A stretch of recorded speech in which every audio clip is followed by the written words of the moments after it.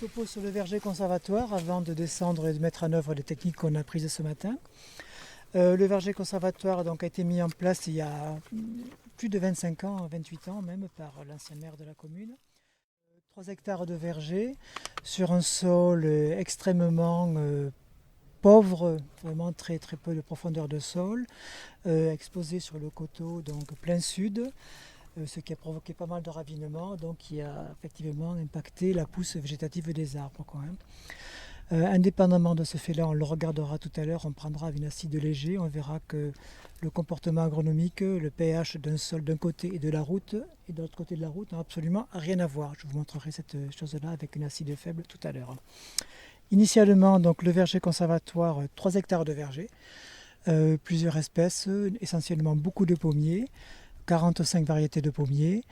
Il y avait de la vigne, il y avait des pruniers, il y avait donc des pêchers, des cerisiers. Bon, quand j'ai pris ce verger conservatoire en main, si je puis dire, avec le groupe que j'animais de formation en agriculture biologique, donc on a fait les fiches variétales que je vous ai montrées précédemment. Donc on a essayé de remettre un petit peu ce verger en ordre, de le tailler, de faire les fiches variétales, d'observer les fruits dans la mesure où ce sont des variétés locales totalement adaptées donc, au terroir.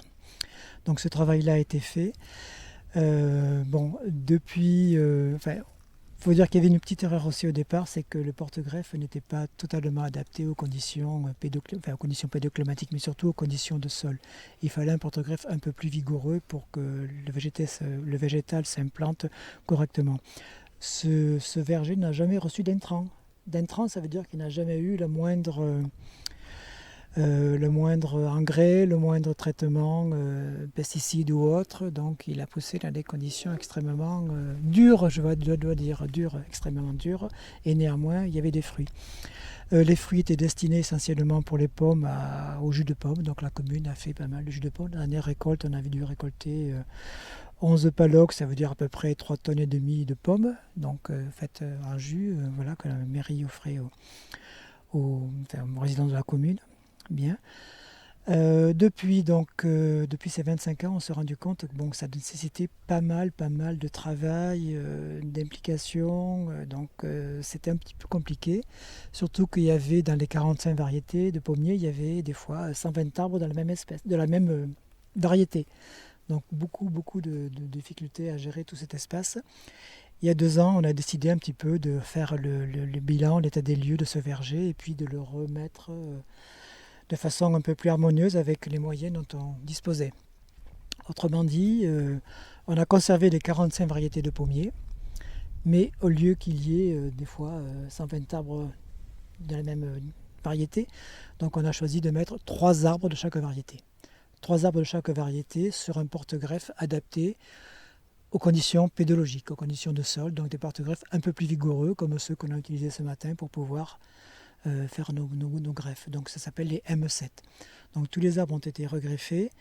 Ils sont en croissance actuellement, donc ils ont été greffés il y a 1 an, pour certains 2 ans.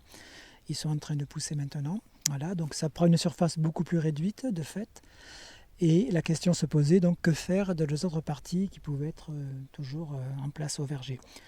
Alors on a décidé de faire une seconde tranche, après le verger conservatoire, une seconde tranche avec pour objectif de proposer aux insectes pollinisateurs, aux petits mammifères, aux oiseaux, des ressources alimentaires. Donc on a mis une 7 ou 8 espèces végétales, donc il y a aussi bien des acacias qui permettent de pouvoir avoir une floraison abondante, du laurier thym qui a une floraison aussi précoce en saison qui permet d'accueillir les auxiliaires.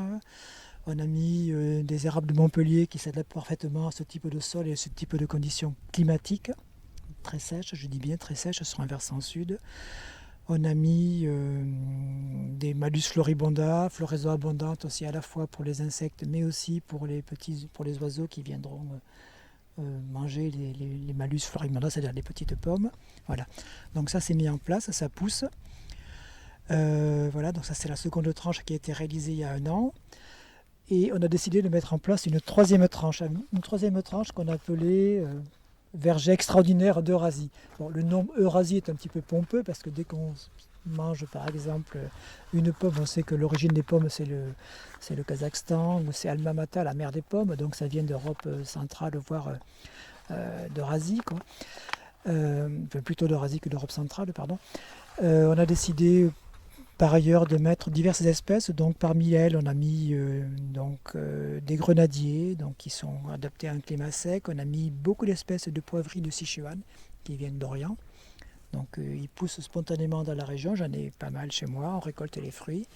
Donc on a mis des poivriers de Sichuan, poivriers de Timut, on a mis des Poncirus trifoliata, c'est un porte-greffe d'agrumes, donc qui poussent spontanément aussi, qui se reproduisent, qui font des graines ici.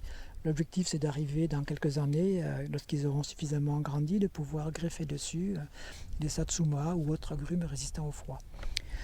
On a mis des figuiers, on a mis des argousiers, ne pas confondre argousier et arbousier. L'arbousier n'aurait pas poussé ici parce qu'il faut un terrain acide, alors que notre terrain ici est complètement basique. Voilà.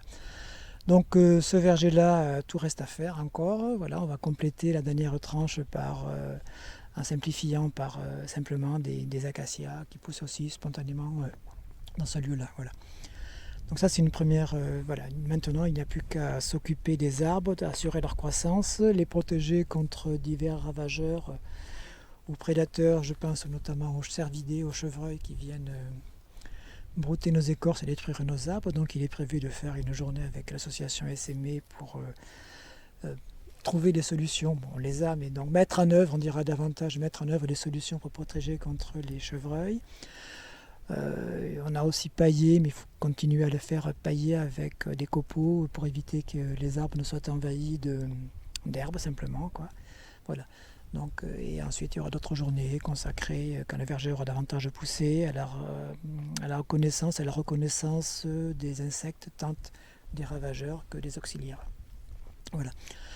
Et puis peut-être quand le verger sera un peu plus développé, il y aura peut-être des journées thématiques au grand public, animation du territoire sur apprenez à greffer comme aujourd'hui, apprenez à tailler, apprenez à soigner vos arbres. Voilà un petit peu pour la première ébauche rapide de ce petit verger.